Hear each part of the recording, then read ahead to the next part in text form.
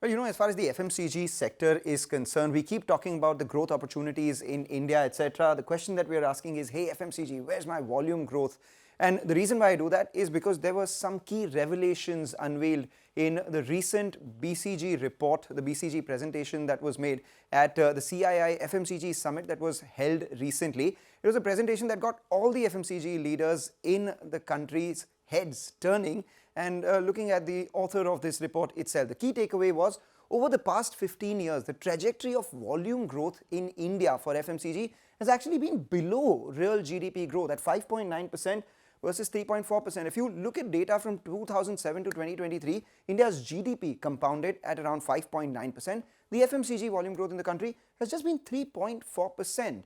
And if we break up this data further, you'd realize that the years between 2017 and 2023 have grown even slower at 2.9% versus 3.5% earlier. And that's obviously on account of some disruptive events, such as there was the GST implementation, there was demonetization, and the persistent challenges that were posed by the COVID pandemic itself. Who in the country consumes? It's the affluent who consume the most. As you can see, 16% of the population are the affluent households, and they account for 32% of the consumption, and the remainder is with the middle income households itself.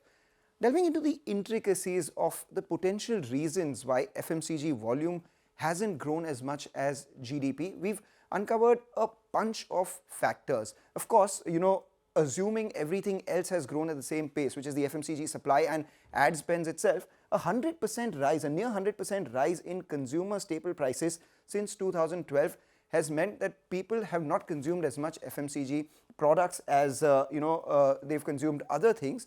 There was a lack of innovation, a noticeable lack of innovation in the category and category development itself, a trend that raises questions about the industry's adaptability to evolving consumer preference. And perhaps most intriguingly, companies seem to be prioritizing margin expansion over revenue growth, because in the same period, we've seen the margins of these companies improve a lot more. What do industry stalwarts make of this same? Well, we did speak to Deepak Subramaniam of HUL. He said it was price point targeting that led to volume impact. Nearly a third of India's sales happens at price points, which is 5 rupees, 10 rupees, 20 rupees. So to stay true to those price points, companies actually reduce the grammage, and as a result of which we see volumes not growing as fast. Prabha Narasimhan of Colgate did underscore the significance of category development itself. We as a country in the FMCG space may not have developed categories as much to support the sort of volume growth that we are anticipating.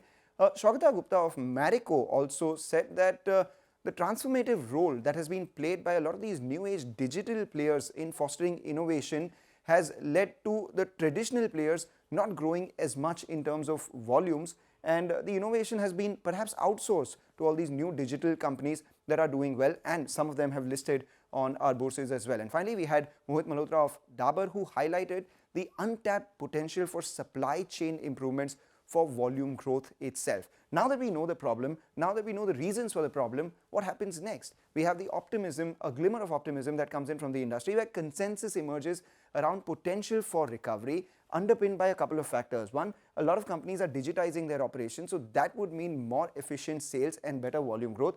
A lot of them are increasing innovation as well, and a push towards revitalizing rural markets could perhaps help the FMCG industry recover their volumes as well. So in a sense, this presentation basically serves as a comprehensive guide through the intricacies of challenges that are there in India's FMCG industry right now and why volumes aren't growing.